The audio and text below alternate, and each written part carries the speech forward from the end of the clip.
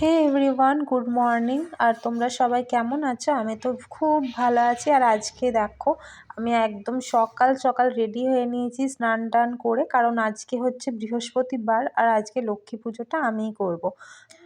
এমনিতে তো মা পুজো করে সকালবেলা, কিন্তু আজকে মা করবে না, তো সেই কারণে আমি পুজো করবো। আর আমার তো পুজো করতে খুব ভালো লাগে। আমি তো আগেই বলেছি যে আমার পুজো পাঠ খুব ভালো লাগে। তো চলো, সকাল সকাল স্নান টান যখন হয়েই গেছি, তো পুজোটা সারা যাক। আর এমনিতে সমস্ত কাজও আমি কমপ্লিট করে নিয়েছি, সেই জন্য আমি সকালবেলা আর ব্লগটা শুরু করিনি। এই স্নান টান করে এসে একবারে ফোনটা হাতে ধরলাম। আর দেখো, এখানে তো আমি ঠাকুরের যে আটনটা, মানে যেখানে ঠাকুরকে রাখা হয়, বসানো হয়, সেখানটা ভালো করে পরিষ্কার করে নিচ্ছি।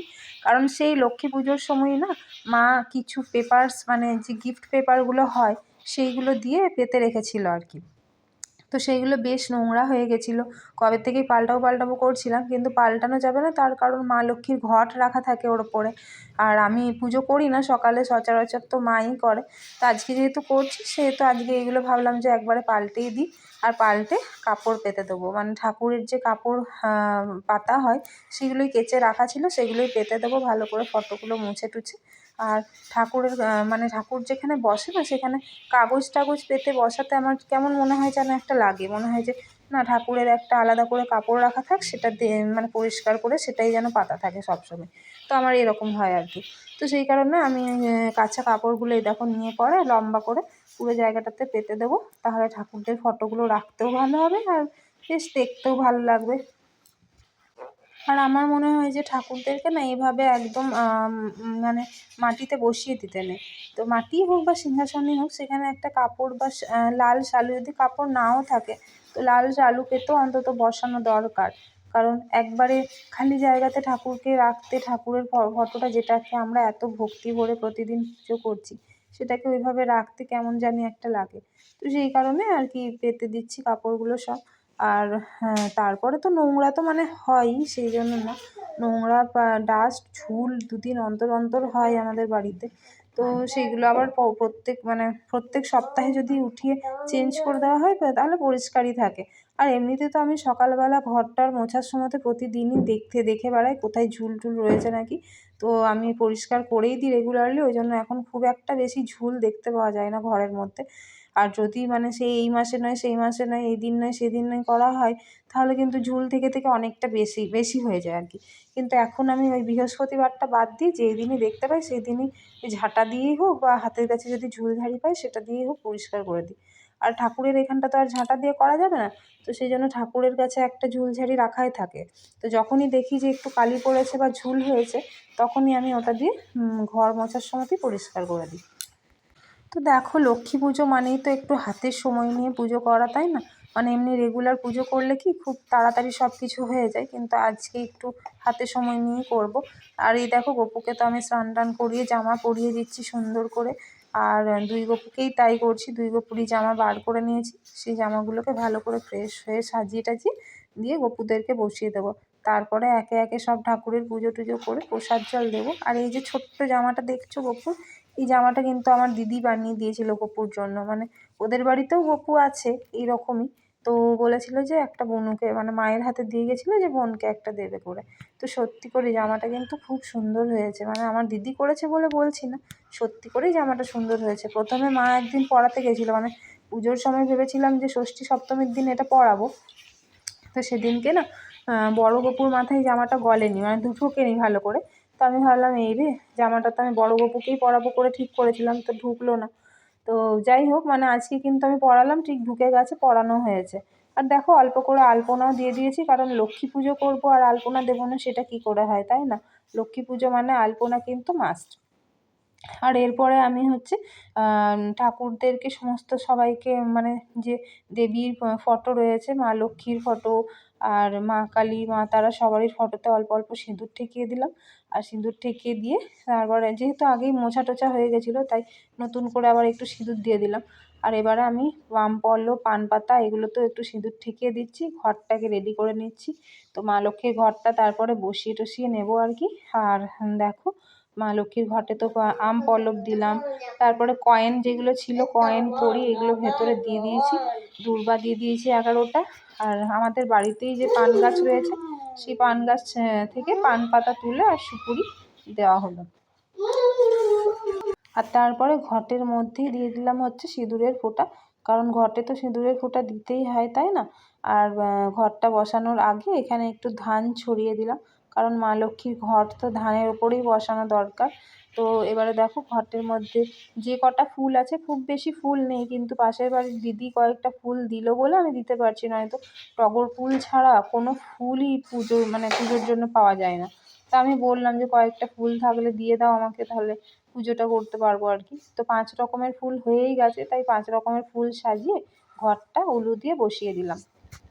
এমনিতে যেহেতু আমি ভয়েস ওভারটা পরে দিই, সেই কারণে উলু বা শঙ্খের ধ্বনি এগুলো শোনানো হয় না, কারণ কি ভয়েস ওভার দিয়ে পরে ভিডিওটা আমি করি। তো এই দেখো এবারে তো আমি ঠাকুরদেরকে তুলসী পাতা দিয়ে দিচ্ছি, একটু চরণে তুলসী পাতা আর চন্দন ঠেকিয়ে দিচ্ছি, কারণ চন্দন তুলসী পাতা ছাড়া তো গোপুর পুজোটা অসমাপ্ত, তাই না? মানে সম্পূর্ণভাবে ভালোভাবে পুজো করতে গেলে এটা করতে হয়। আর দেখো এখানে যে নয়নতারাগুলো রয়েছে কি সুন্দর, মানে পাশের বাড়ির যে দিদিদের গাছ আছে না, ওদের গাছে অনেক রকমের নয়নতারা ফুল হয়, নানা রকম কালার, পার্পল হয়, পিঙ্ক হয়, রেড হয়, হোয়াইট হয়, মানে অনেকগুলো কালারের হয়। তো বেশ সুন্দর সুন্দর দেখতে নয়নতারাগুলো। আমি এত ভ্যারাইটির নয়নতারা কিন্তু আগে দেখিনি, এখানে এসেই মানে ওদের বাড়িতে আমি দেখলাম আর কি। তো এগুলো দেখো দিয়েছে বলে কি সুন্দরভাবে আমি ঠাকুরের এখানটা সাজাতে পেরেছি।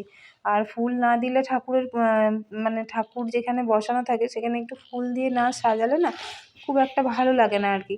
তো সব সুন্দরভাবে হলে একটু শান্তিপূর্ণভাবে পুজোটাও করা যায়, মনেও তৃপ্তি আসে। তো সেই কারণে দেখো এবার আমি প্রদীপটা ধূপগুলো জ্বালিয়ে নিচ্ছি ভালোভাবে। ঠাকুরের ওখানটা সাজানো গোছানো সমস্ত ডান।